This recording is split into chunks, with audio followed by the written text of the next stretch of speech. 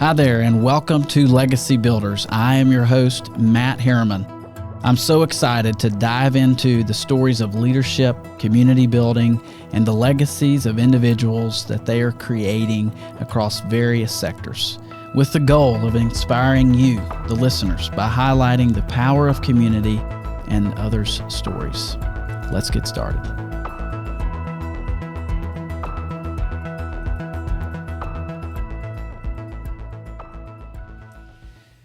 Well, I am thrilled to welcome Dr. Ken Berry to the Legacy Builders podcast. Dr. Berry, welcome to Legacy Builders.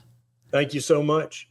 So Dr. Berry is a board-certified family physician over in West Tennessee, a best-selling author, and obviously a health advocate. He is the founder of the Proper Human Diet Movement, and he is the author of the book, Lies My Doctor Told Me. We might get into that one a little bit. And then Sure. Has a huge YouTube following, over 3 million subscribers. And I personally am excited about this conversation with Dr. Berry. I was just telling him before we got on, as many of my listeners know from earlier episodes, my 4 core values of faith, family, community, and health. And so we've had a kind of an earlier episode that touched a little bit about health, and I'm really excited to dive deeper into that journey as really Dr. Berry, as I've gotten to know him, at least from afar, really ascribes to kind of some of the things that I think this whole Make America Healthy Again movement is about, and which is really about empowering patients, personal responsibility and patients really understanding and being able to ask questions. And so we'll kind of dive into what that looks like in his own health journey as an individual, but also being a practitioner. Someone who believes in health as a legacy, and how how we show up as parents, as leaders, as community members. I believe taking care of our body is such an integral part of building a legacy. I think a lot of my journey has been influenced greatly by Dr. Peter Attia, which my listeners have heard me talk about in his book Outlive, and then also Dr. Casey Means, who actually Dr. Ken Berry had on his show earlier this year at the end of January. And I don't know if you or any of your listeners knew at the time that Trump would take out his current nominee and replace for Surgeon General and replace her with Dr. Means. So that's really cool and great timing to have you on, and really excited about this conversation. Appreciate you taking the time to do it. Absolutely. Let's do it. So, like I do with all of our guests, when you think of the word legacy, what does that mean to you, and how has that kind of played out in your work and life? Well, I guess to me, legacy, it might mean something a little different than it does to most people. I think that most people think of their legacy as something that people will remember and honor, and, maybe a library or a highway's named after you or something. I read a book many years ago by Buckminster Fuller, who was a polymath genius scientist. He was very intelligent and well-read in many different genres. And he said that a good man or woman, the legacy that they leave is in the form of artifacts. That was the word he used. And I found that compelling. And so when I think of legacy, I think of, what are my children and my grandchildren and my great-grandchildren? What are they going to think about me when they stumble upon one of these artifacts that I've left behind, whether it's a book or a blog post or a video or, some write-up in a newspaper about me? What are they going to think about me? Because to be completely honest with you, I don't really care what anybody else thinks, except for my family and my future family, some of whom I haven't even met yet. Right.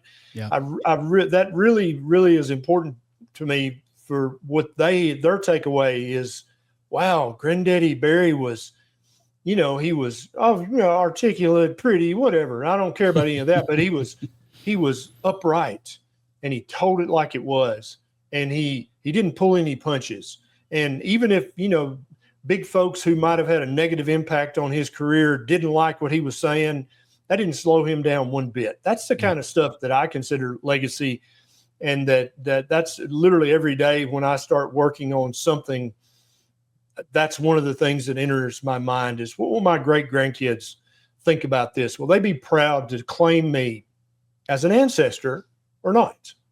Yeah, I love that. And what I hear in a lot of what you're saying too is, I think of the word courage, and having, in today's culture and political climate and all the things, folks having the courage to stand up for truth and the courage to stand up for what is right and what's wrong. Because that seems to get harder and harder as the days go by. And I think I really resonate with that, and love that you said that, because I think that is an incredible way that we can leave a legacy, and that challenges your the folks that come after you to have that same level of courage and uprightness. Yeah, and I agree, but I do disagree with one thing that you said, not your opinion, but most people's opinion. They think, oh, it's so much harder these days to be courageous. And I think that anybody who says that or believes that is not a very good student of history. Because if you don't have the courage of your convictions to speak out about something, you might get canceled. Your Facebook page might get taken down. You might lose some income. But any student of history knows that for people of conviction who speak with courage, that's the least of your concerns. For some of the founding fathers and mothers of this country, and many other people who had real courage, Mm-hmm. not by today's modern definition, but by the actual timeless definition, they would have laughed at you if you'd said, oh, I can't say that out loud. They might take I might get a strike on my YouTube channel. They'd be like, and? So that's it. That's all it's going to take for you not to speak the truth, not Right. to take up for the little guy, not to call out truth to power when they're obviously taking advantage of, people of lesser means. That's all it takes for you. You might get a YouTube strike, or you might lose your Facebook page. Wow. Yes, you're very courageous. and so I think my study in history over the decades has really helped me kind of temper that and realize big picture. We don't have very much to lose these days in modern times, but it feels bad. But my wife calls that first world problems. Like, oh, you might lose some Instagram followers. Oh, wow. And so I have her voice in my ear continuously, which is a very pleasant, melodious voice of common sense. And she's always encouraging me to be courageous and not to be afraid of foolish minutia. Yeah. Talk a little bit about how legacy plays itself out in more of your work life. And when you think of health and how you approach your work, how does legacy play itself out in that arena? Well, like in most professions, in medicine, health, and nutrition, there is an answer, and it's often quite a simple answer and quite a common sense answer. But in many cases, it does not support the mainstream narrative, or it goes contrary to what, let's just say, the powers that be, whether that's big food, big pharma, big ag, whoever, who have lots of lobbyists in Washington, D.C. and Nashville, Tennessee. They don't like that message. And so legacy to me means getting to the base root cause of problems. And just for example, our epidemic of metabolic disease currently in the United States, and especially in Tennessee, type 2 diabetes, hypertension, obesity, fatty liver, metabolic syndrome, these are all symptoms of an underlying thing that has an absolute root cause. Now, there may be multiple root causes, right? I'm not denying that, but they have an 80% root cause. And that's what I try to teach in all my writings and videos is let's address the 80% cause. Because people become quickly enamored with 1% solutions and 5% solutions, like, oh, buy this line of supplements. Oh, get this special medical treatment. And that's literally it's going to cost you more than it would cost you to just focus on the 80% of what's causing your problem. Right. But I don't know why it's so seductive to people to be like, oh, I'm going to buy these supplements, or I'm going to get this special thing done, or sign up for this very expensive program. And it's like, your body's built of the food that you've eaten over the last 3 to 12 months. Are you proud of what you've eaten over the last 3 to 12 months? That's 80% of the solution right there. Is fixing your food, fixing what you eat and drink. Stop eating pseudo food, frankenfood, sort of food, trans food, and start eating real food, which is part of a proper human diet. And so I think that's true in every profession. If you wipe away all the noise, all the opinions, all the ill-conceived notions, and you just say, okay, but what's going to move me 80% towards better health or better income or better whatever, fill in the blank. I think in every profession there's an 80% cause of your problems that you need to focus all of your time, all of your effort, your willpower, your stamina, and your pocketbook. All of it needs to be focused on getting rid of the 80% problem. And once you've got that under control, first of all, you're in a much better position, whether it's health or finance or whatever. Then you've got more time and you've got more energy and stamina, and you got more money to focus on the 10% problem, the 5%, the 1%. But for some reason, people are just so seduced by 1% solutions, especially in Western, society. Yeah. We feel like that we have to pay for something. We have to buy something. I've got to almost like pay penance for my previous transgressions. And in most of the cases, that's not true. You just need there's one thing that you're doing that's causing 80% of your problems. Remove that thing and everything else starts to fall into line. And as you mentioned previously, your kind of 4 core principles or core goals, you can't work on 3 of those if one of those, your health, is suffering. Because if you're healthy, you've got the energy and the mental stamina. You can work on lots of stuff. But if you're not healthy, you've only got one thing on your mind, and that's how can I get healthy? And so, I think that's true for everybody, especially when it comes to health and nutrition. So let's talk a little bit about your own journey. I know you made a comment to Dr. Means when you guys were having your conversation that, when you first got out of medical school and all the things that you just couldn't wait to join the American Medical Association.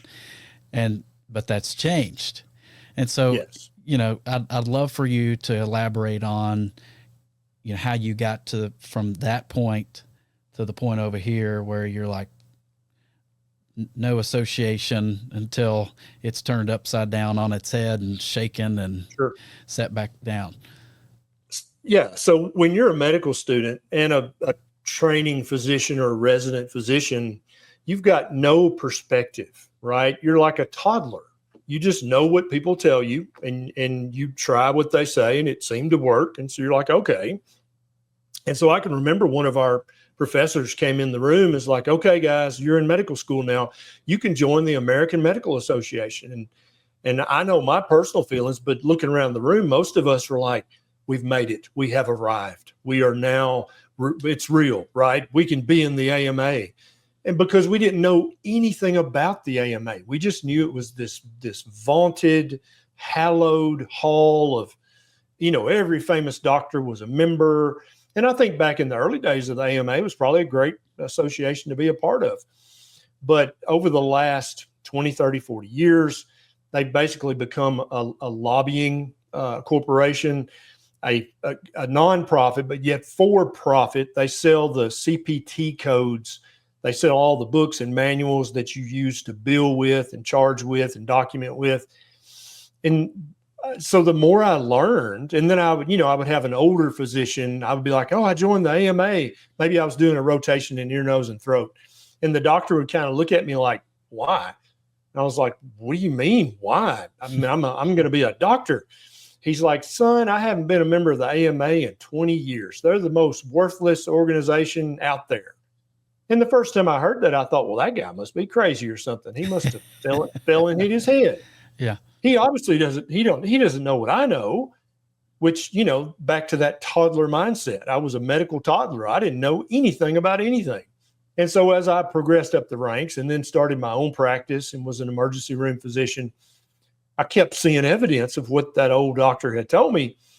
And so I started really kind of digging into the AMA right before I started writing Lies My Doctor Told Me. And I was stunned to find that the majority of their membership, guess who it is? Medical students and resident training physicians. The vast majority of doctors who have a license and who practice and see patients who are in the real, they're basically medical grown-ups. A small minority of them are actually members of the AMA. They could care less what the AMA says or does. They laugh at the AMA.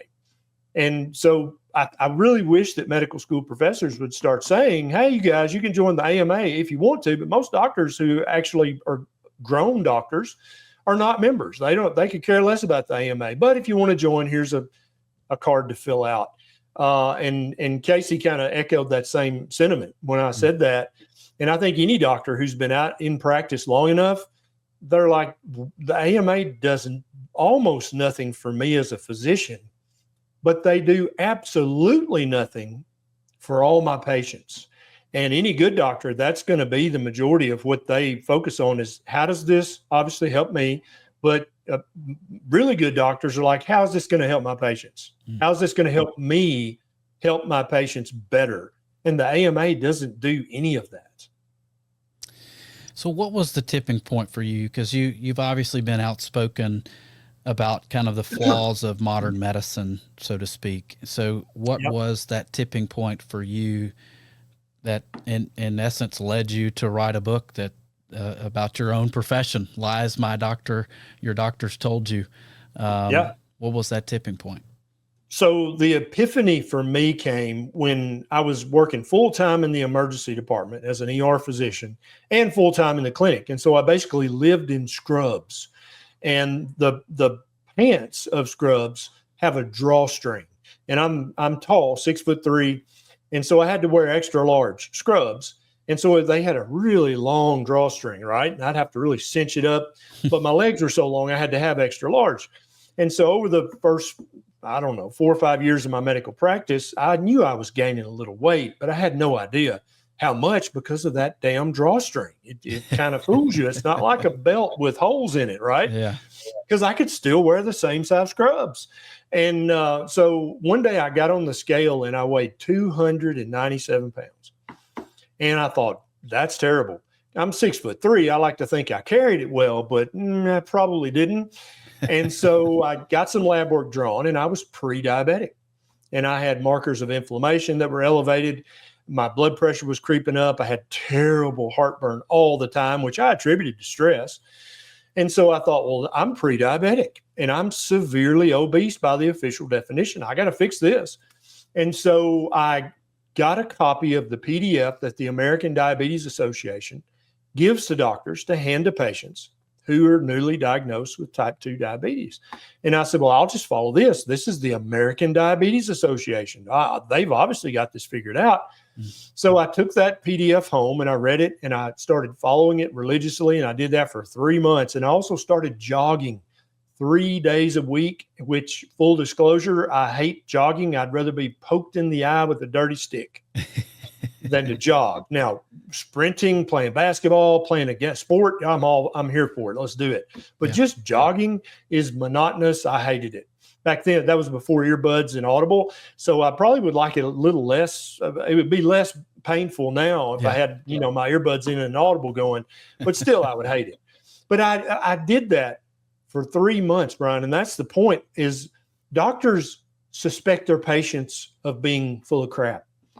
When I would diagnose somebody with type 2 diabetes or obesity, I'd be like, look, you need to follow this ADA handout. You got to get this under control. And invariably, they'd come back in 3 months or 6 months, and their diabetes was worse, and they had gained more fat. And I would secretly suspect that they weren't following the ADA guidelines, right? I would suspect they were laying on the couch eating Cheetos and drinking Pepsi. But that, because obviously the ADA knows what they're talking about. Like when I was a medical child, I thought the AMA knew what they were talking about, right? Mm-hmm. But so for 3 months, I followed the ADA guidelines and jogged 3 days a week. And then I rechecked my weight and lab work, and my pre-diabetes was worse, and I'd gained 2 or 3 more pounds.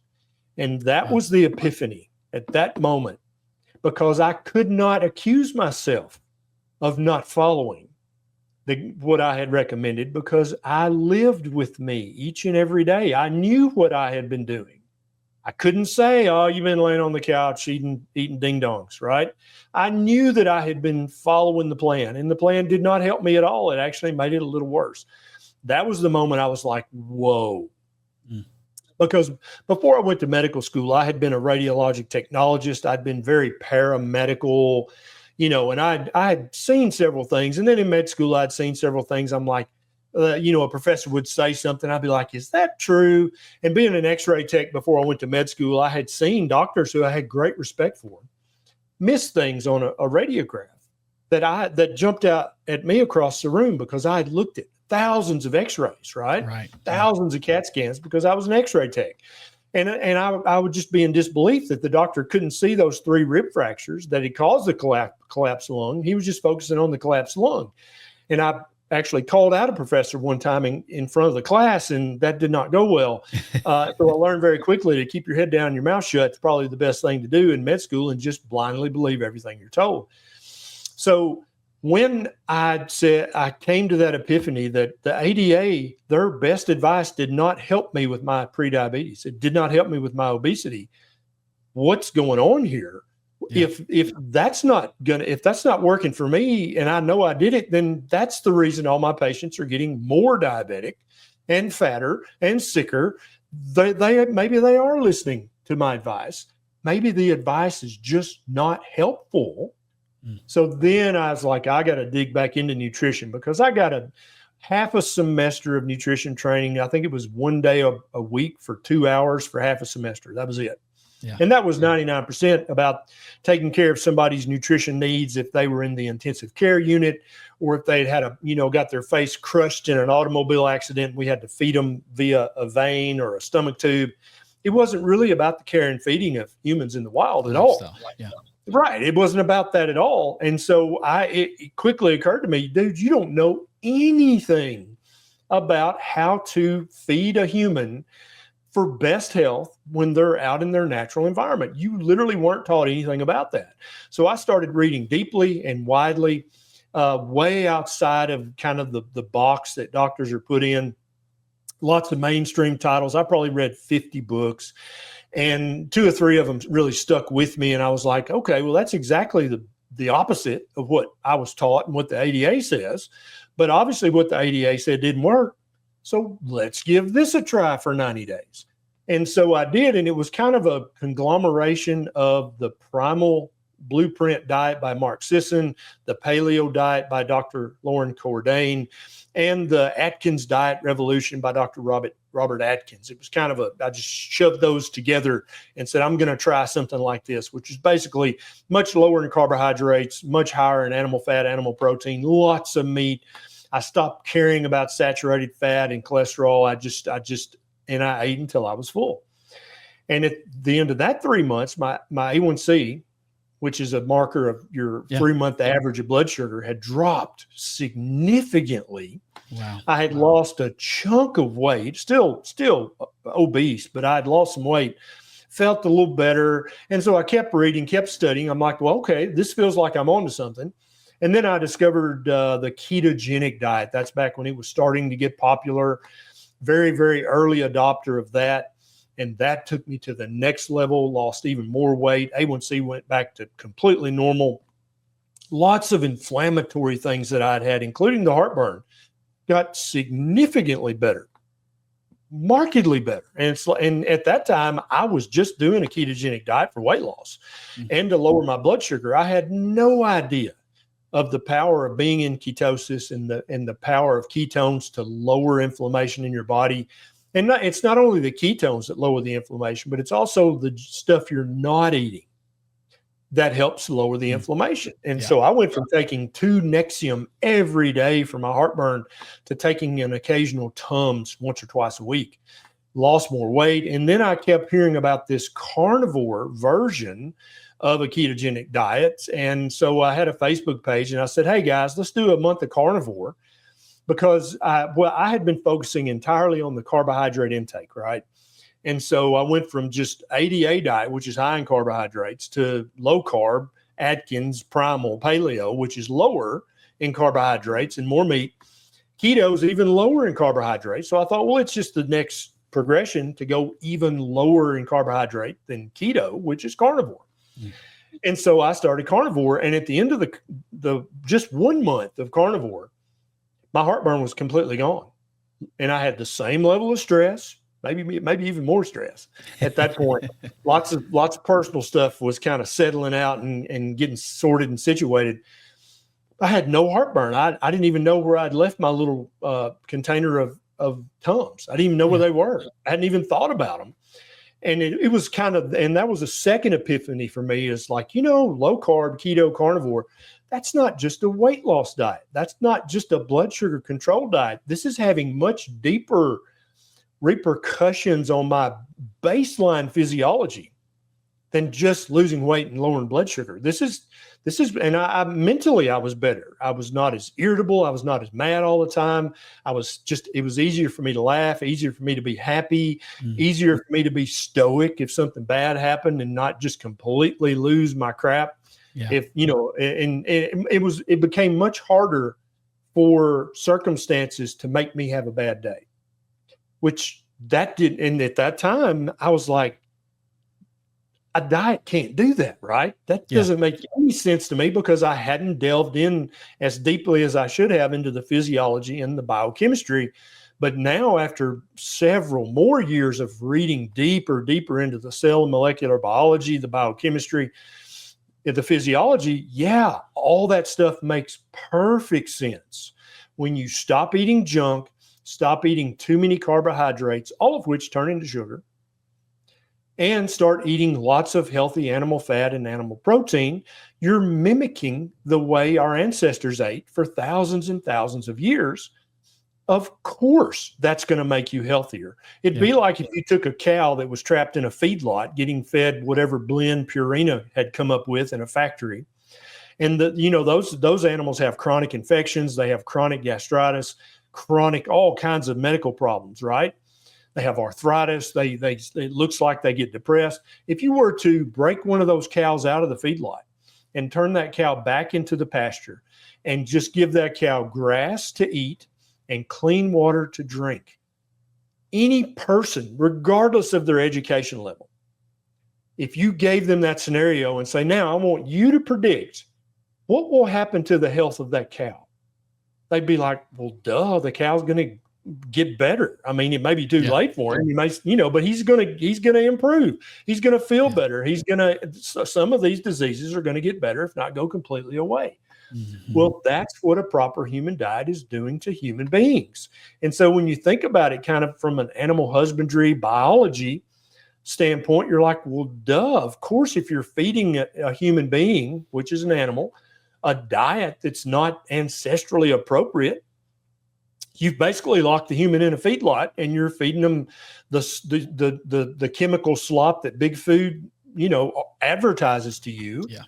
Yeah. Well, of course you're going to be sick and inflamed, and it becomes kind of like, well, duh, at that point. And I think that's part of the reason it's become so popular, keto and carnivore and a proper human diet, is because once you understand that, you can't ever understand that. It's like, well, that's obvious common sense. You got to feed a cow grass, you feed a wolf meat, and you feed a human a proper human diet. That's what you do. And that's Yeah. where each species of animal is going to enjoy their best health. And that's not just physical health. It's also mental health as well. So, it's interesting. So my own kind of personal health journey, which, health has always been important to me, but I think over the last year, it's really changed, kind of a paradigm shift for me. And oddly enough, for me, it was going to the doctor last May, having lab work done, and my glucose being in the pre-diabetic range. Yep. And honestly, for me, there wasn't a lot of like guidance, right? Right. It was kind of me trial and error figuring it out. Then one day, late summer, early fall, I'm in the gym. I hear these guys talking about this Peter Attia and this Outlive, and I'm like, okay. So I go pick up his book, and then from there I pick up Dr. Casey Means' book, and then from there I find you, and so I'm like, so I've kind of been on this journey, and it's still kind of evolving, even since it's May again.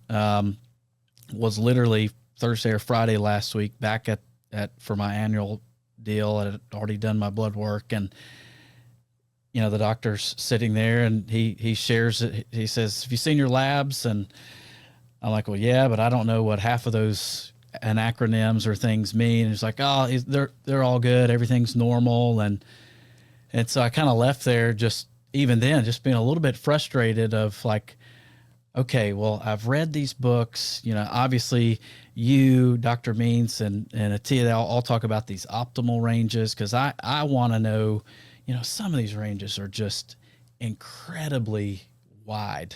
Yeah. Like I know for men, Yes. like testosterone, I think the level is like 250 to 1100 or something is like normal. And I'm like, Right. how can that be? How can you tell somebody that's got a male that's in his mid 30s, that's whatever is, if he's on the low end of that range, that he's in the normal range and everything's good? Exactly.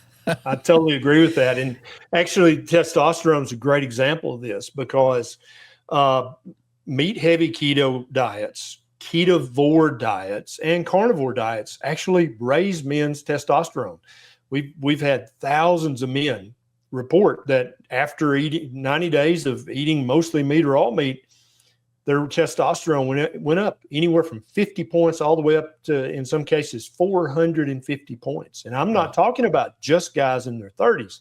I'm talking about men in their 50s, 60s, 70s, and 80s whose testosterone went up anywhere from 10 to 50% for free. Didn't have to get any shots, didn't have to get any pellets, any creams, just ate lots of meat, eggs, and fish. And their testosterone went up. In some cases, it doubled. Now, it doesn't happen for every single man, and it's a little different for each man, but that's a great example. So let's talk about the normal range. When I first started practice as a resident physician, any testosterone under 400 or 450 was considered too low. And then all of a sudden, they changed the guidelines to 350. As long as it was above 350, you were okay. That was normal. There was no age. You could be 25 or you could be 95. If your testosterone was above 350, you were normal. Then, and currently, if it's above 249, it's considered normal. Whether you're an 18-year-old man or a 98-year-old man, a testosterone of 251 is normal. So, right. And then if you read into this much, if you go back, because we've got blood samples stored in cold storage from the 1950s and 40s and 30s, maybe even the 1920s. And when you go back and check those guys' testosterone, it was invariably anywhere from 25 to 125% higher than aged matched men from today. So if you took a guy my age today, just the average 56-year-old, his testosterone might be 325, right? And the doctors say, oh, yeah, it might be a little on the low end, but that's normal. You're fine. If you went back in the 1920s and found a 56-year-old male, same size, same relative health, his testosterone would be 750. Yeah. Now, if people don't know what testosterone does, then you're like, well, okay, so what? But if you look up what are the symptoms of low testosterone, what negative health effects does having low testosterone give you, you're immediately like, what the heck is causing this epidemic of low testosterone, especially in young men in their 20s and 30s and 40s? Their testosterone ought to be 900, 1,000, 1,100. If you're in your 20s and your testosterone is under 600, something's wrong. That is not how the human physiology was designed. And so there are people out there that have their theories that about why in the world a medical conglomeration, a federal government, big food, big pharma, why would they be okay with a United States population of men with low testosterone? Why would you want that? If you were running the country, how would that benefit you? Why would you not be saying, hey, wait a minute. If we ever have to go to war, if we ever have to defend our country, we want high testosterone men. We want men that aren't afraid of anything, that'll stand up and do what's needed. Well, that's not what you get when you got a 20-year-old with a testosterone of 251. That's not what you get. And so a lot of people are starting to question, what are the motives of let's call them the 1% who basically make the decisions for all of us? What motivation could they have for being, maybe they're not causing that, but they know about it, surely. And they're okay with that. They're okay with having this huge population of young men in America and in Tennessee who have very low testosterone. Why would you be okay with that? Yeah. Then you got hand in hand, we have this fertility epidemic. Fertility specialists are making bank because nobody can get pregnant. Well, only 50% of that is the mom's fault, right? The other 50% lies with their low testosterone partner. And so there are many examples like that in medicine that as the decades go on, it keeps getting more and more lax as to what's considered normal. And I would just tell everybody listening, average is not the same thing as normal. Right. And normal is not the same thing as optimal. And when I ask people, would you rather be average, normal, or optimal? A large percentage of them say, well, duh, I want to be optimal. I want to have optimal income, optimal productivity, optimal health. I want as many things to be optimal as possible. And then that opens the door to a conversation. Well, how do we achieve that, at least with nutrition and health?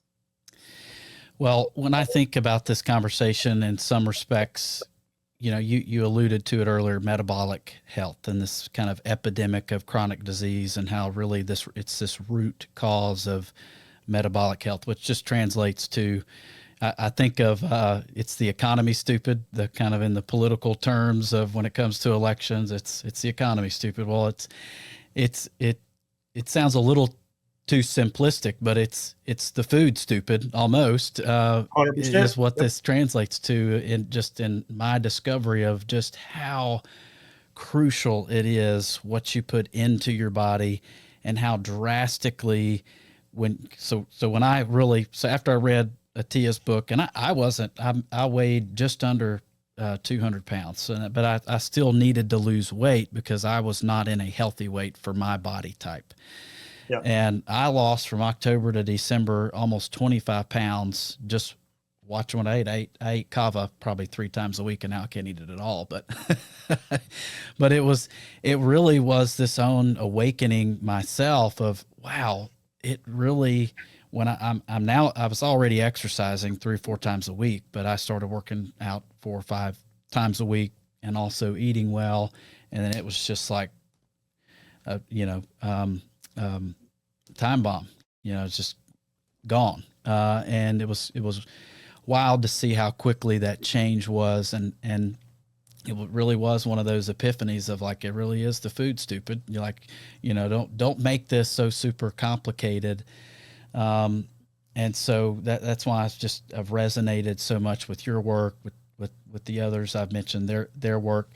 So talk a little bit about, the nutrition as this foundation. And then, there's this Make America Healthy Again movement that's going on. And as far as I'm concerned, I've kind of seen you at the front of this kind of Make Tennessee Healthy Again movement. And you're kind of going around, you're talking about that. Talk a little bit about that and, incorporate, you've already alluded to the proper human diet and kind of how you are promoting that and just fads and trends that you see that led to you doing that. So if I were to say right now, your body is made of what you've eaten over the last 3 to 12 months. I think the vast majority of your listeners will go, well, yeah, of course, that makes perfect sense. But then when I would say, yes, the food you've eaten over the last 3 to 12 months. Now let's talk about what your definition of food is. My definition of food is something that contains lots of nutrition, right? That does not cause chronic disease, that does not cause inflammation. That is something that humans have been eating for hundreds and hundreds, if not thousands of years. Something that's not made in a chemical factory, something that doesn't have any chemicals added to it, whose name you cannot pronounce. That's the definition of food, because it seems like what many of obviously the big food manufacturers, they want you to believe that food is whatever they put on the supermarket shelf. They want you to believe that that's food, regardless of what the ingredients are. But the problem is that the federal government is in lockstep currently with big food. Now, this may be changing because of the change in administration, but there are many, I'd say 90% of the stuff that you can buy at the average supermarket, I would not classify it as actual human food because it doesn't meet all the criteria that I just said earlier. And so then when somebody is obese and they're pre-diabetic and they got chronic inflammation either in their skin or their joints or their gut, then they're like, oh, so food actually has a specific definition. It's not just whatever I cram in my face hole. Oh, okay. So I need to start thinking about what I eat. Ah, yes, there's the first step. Think about every bite of food you put in your mouth. Think about every swallow of liquid you put in your mouth. It's either food and water or it's not. It's either improving your health or it's making your health slowly worse. And for many people, that's that one key concept. What you're eating may not actually be food. They're like, oh, and that turns them into ingredient detectives. Every time they buy something, they're going to read the ingredients, right? And so I loved it when I heard RFK talking about we're going to fix the food. Food is a huge part of the problem with the metabolic epidemic of disease. And so we actually follow each other on Twitter. And when he was running his own campaign, he was scheduled to be on my YouTube channel. But then lots of stuff happened behind the scenes and he decided to drop out and endorse Trump. And then from that moment on, he's, had a full plate. So I haven't been able to get him on my YouTube channel yet. But Make America Healthy Again. I even tweeted about this several times. I would say, well, if I say the term Make America Healthy Again, is that a political statement? Should you be able to guess which political party I'm a member of? Or does that just sound like a good thing? Does that just sound like, yes, let's make America healthy again? Who wouldn't want to do that? Who wouldn't want to support that? And so then that led to me kind of looking up the current statistics in the state of Tennessee, only to sadly find out that Tennessee is one of the fattest states in the entire union of states. Tennessee's in the top 5 for obesity and severe obesity. We're in the top 10 for type 2 diabetes and prediabetes. And again, I'm a common sense country boy, so that kind of reflects poorly on me being a Tennessee doctor, doesn't it? I feel like that's in my wheelhouse. I feel like I'm partly to blame for that. I'm not doing a good enough job, or Tennessee wouldn't be in that condition.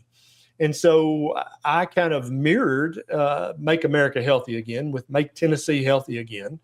And we're in the process of forming a nonprofit.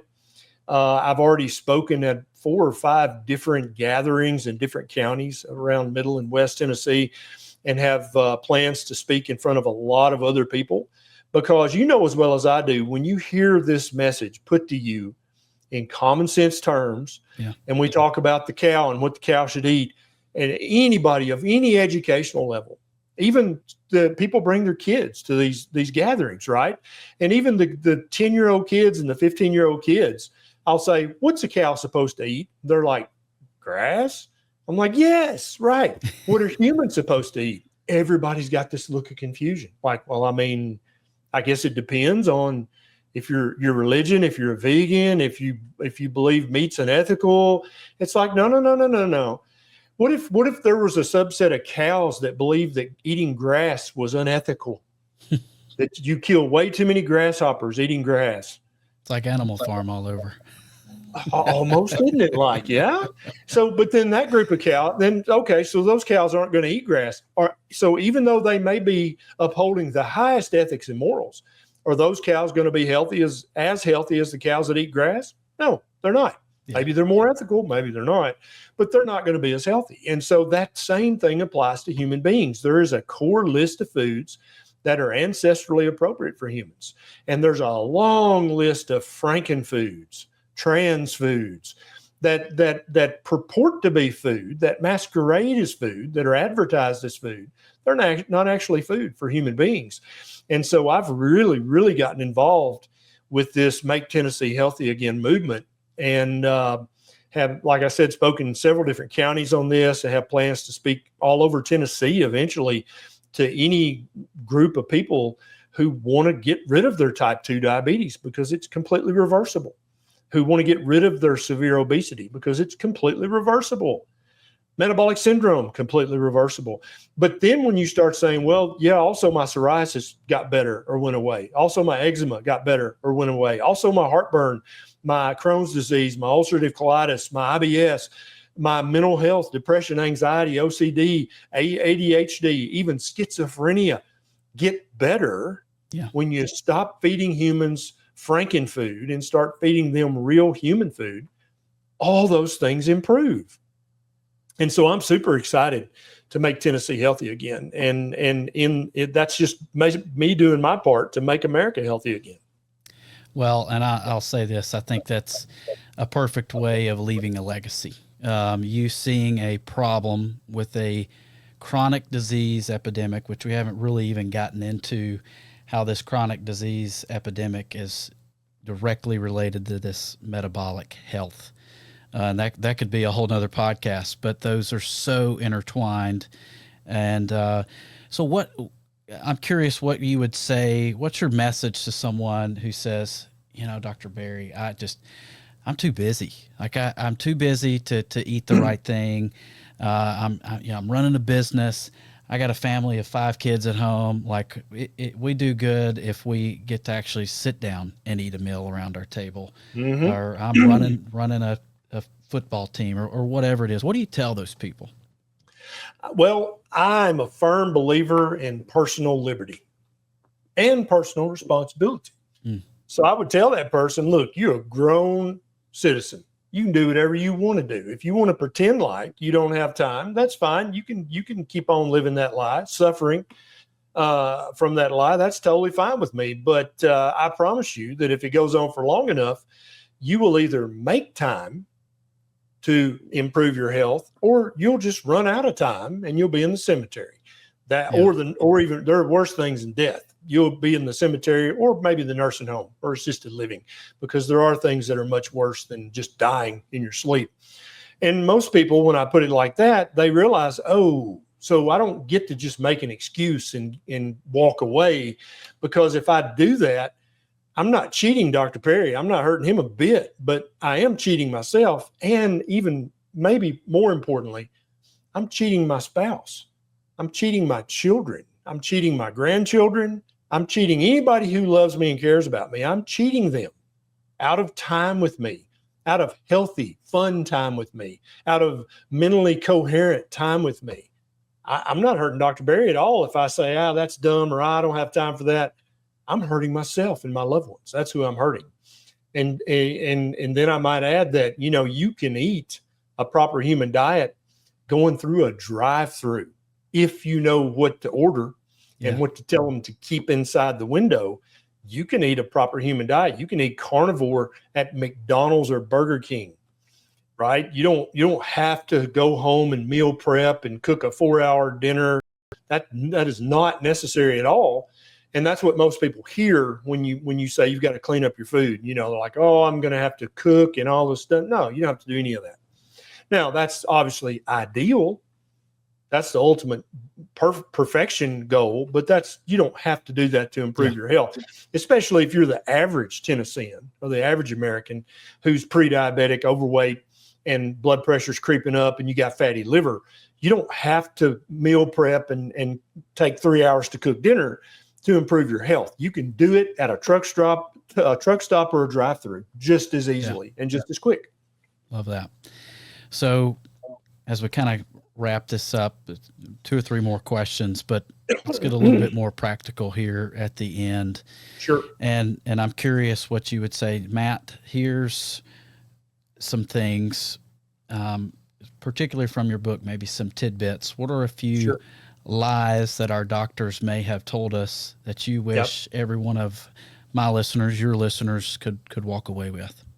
Yeah. And so first, let's talk about why I call it lies your doctor told you, not misconceptions or myths, because doctors are licensed and in many cases board certified, and in every case have taken a literal oath to do no harm, right? So when you're in that situation, you don't get to just spout whatever you heard on CNN last night. You don't get to just repeat what you read in Newsweek. You don't have that luxury or that liberty. It's your job to know. You took an oath to know. You're licensed. People trust you blindly. And so if you're in that position as a doctor or a dietitian, you don't get to just repeat whatever's popular right now or whatever is, the World Health Organization says this is socially acceptable to say out loud. You don't get that liberty. You got to know. You got to do the research to figure it out. And so for the vast majority of people, you have to realize that many of the foods that you're told are health foods are not health foods. They're poverty foods. They're starvation foods. Some people would call them slave food or prisoner food. Okay. So there's 3 things, 3 quick and easy things you can do to clean up your diet. First, get rid of all added sugar and most of the naturally occurring sugar. Okay. 1,000 years ago, humans didn't have sugar for every meal and every day. It was a super rare thing when we got sugar in our mouth. Get rid of all the sugar. Number 2, get rid of all the grains, wheat, rice, oats, and corn, and most of the beans. This is what you feed to prisoners because it's cheap, it keeps their belly full, and you don't really care about the prisoner's health, right? This is the food you feed to slaves. You want to keep them alive. You don't want them to starve to death. You don't want them to revolt and escape. You want to keep their belly full, keep them relatively happy, but you don't care if they have optimal health. You don't care if they have prediabetes and chronic inflammation. You could care less. They're slaves. You're going to feed them the cheapest food you can get that keeps their belly full. That's wheat, rice, oats, corn, and most of the beans. Number 3, you're going to get rid of all the vegetable seed oils, canola, sunflower, safflower, soybean, peanut oil, vegetable shortening, plant butter. That's not a real thing, by the way. You want to get rid of all that stuff because that stuff is made in a chemical factory and has only been in the human food supply for a few decades. In some cases, only 20 or 30 years. Before that, no ancestor of yours ever ate that fat. For the vast majority of people in Tennessee and the U.S., people listening to this show, if they did those 3 things religiously and then filled in, because that's a lot of stuff, right? That's 80% of the supermarket. Then you're going to fill in stuff from the meat aisle, the egg aisle, the dairy aisle, and the produce aisle. That's going to make up your entire diet. You're going to get healthier. In many cases, your prediabetes go completely away just from those 3 changes alone. Now, some people who are severe diabetics or severely obese, they're going to have to tighten up and cut the carbohydrates even more. And that's going to turn into what we currently know as a ketogenic diet. And then some people like me who fatten very easily, blood sugar goes up very easily, they need to just eat meat, eggs, and fish. Carnivore, right? And we give them all these catchy names because we're trying to get clicks on social media. But basically, a ketogenic diet or a carnivore diet is basically the diet that humans ate our entirety of existence on this planet. We very rarely had sugar in any form. It was a very rare thing, right? Only a few times a year would you have that your entire life. Before 12, 13,000 years ago, we never ate wheat, rice, oats, and corn or beans. Like they might make up 1% of your diet. Now, for some people, they literally make up 60, 70% of their diet. That's not a healthy, proper human diet, right? And so when you start pointing out obvious things like that, and the anthropology of the situation and the physiology of the situation, most people, common sense people, regardless if they've got a PhD in nutrition or they're a registered dietitian, they're like, well, that does make a lot of sense. And also that kind of way of talking about it's very sticky. It tends to stick with them. And so they're like, every time they go to the supermarket, every time they go to a restaurant, they're going to remember those three things. And then they're going to go, what's on the menu here that I can get that doesn't have those three things in it? Yeah. And it's going to wind up being meat and vegetables. That literally. And then maybe some fruit for dessert, maybe a few nuts, maybe some cheese off the buffet. That's a real human diet, right? And then if you tighten it up a little bit more, it turns from a real human diet into a proper human diet, which is going to give you your optimal level of health at whatever age you happen to be. However unhealthy you currently are, you're going to get healthier by eating that proper human diet. And for most people, once you learn that, once you hear it, you can't unlearn it. Can't unsee it. You might fall off the wagon, right? Like an alcoholic, when they fall off the wagon and start drinking again, they're under no pretense that was a smart decision or that that's good for them. They know that that's stupid. They know that it's harmful, and they'll do it for a short period of time. And then they're like, no, that's ridiculous. I got to get back on the wagon. Right. And it's the same for a proper human diet. People might have an anniversary or birthday and they'll fall off, go off the reservation, as they say. But then the inflammation starts to come back. The belly starts to grow. And they're like, oh, I remember what I'm supposed to do. I'm supposed to eat a proper human diet. And they go right back to it. And the results are obvious once again. That's good. Where can folks go to find out more about this Make Tennessee Healthy Again movement that you're started, along with more details about the proper human diet and more things about you? So we don't have anything official yet for the Make Tennessee Healthy Again movement. We're working on a website, we're working on a nonprofit, we're working on social media. If anybody wants to reach out to me, and if they're in Tennessee and want me to come speak to their group, it can be any group, it can be a church, civic organization, political organization, doesn't matter. I'm happy to do it if I'll fit it into my schedule somehow. But before long, we're going to have a website and a nonprofit, and it's going to be a much more official thing. Also, if anybody's currently suffering from any kind of prediabetes or diabetes, me and a group of other doctors formed a society called the American Diabetes Society, which actually helps people with type 2 diabetes reverse it and keep it reversed for the rest of their life, and helps type 1 diabetics have a normal A1C using 80% less insulin. And you can look up the American Diabetes Society, and we are already a nonprofit, and we have a website and we have socials, and follow us there, and we'll actually help you get the lowest A1C you've seen in maybe decades. Wow. I've got a little YouTube channel that I make videos when I'm feeling educational. Every Monday night, my wife Nisha and I go live and answer questions impromptu for an hour every Monday night at 6 p.m. Central. If I'm feeling snarky and confrontational, you'll find me on Twitter or X. If I'm feeling loving and caring, you'll find me on my Facebook page or on Instagram. I'm on social media because that's where the people are. I'm currently working on 3 other books right now. I've got 3 books that are available at any bookstore. Just search for my name and you'll find them. Lies My Doctor Told Me was the first, but it definitely won't be the last, because there's a lot to say about human health and human nutrition. And there's so much misinformation out there that does not work. Mm-hmm. That I think people are hungry for the truth, just like they're hungry for real food. Once they know what the truth is and they know what real food is, then they're off to the races. That's great. Well, as we do with every guest at the end, Dr. Berry, what are you currently reading or doing to kind of contribute to your personal and professional growth? So right now, I'm reading a book about the electrophysiology of the human body, a book about primate physiology, a book about lactation and milk in infants and children, and is milk appropriate for adults. Two other books about physiology, and then I've got a stack over here about 7 books high. And constantly, anytime I'm out in the pasture working on our farm, I'm listening to either an Audible or a podcast. Yeah. It's just, I love to learn. I'm a lifelong student. Somebody once called me that in a negative fashion, and I kind of owned it. I'm like, yeah, I am a lifelong student. You're exactly right. And I'm proud of that.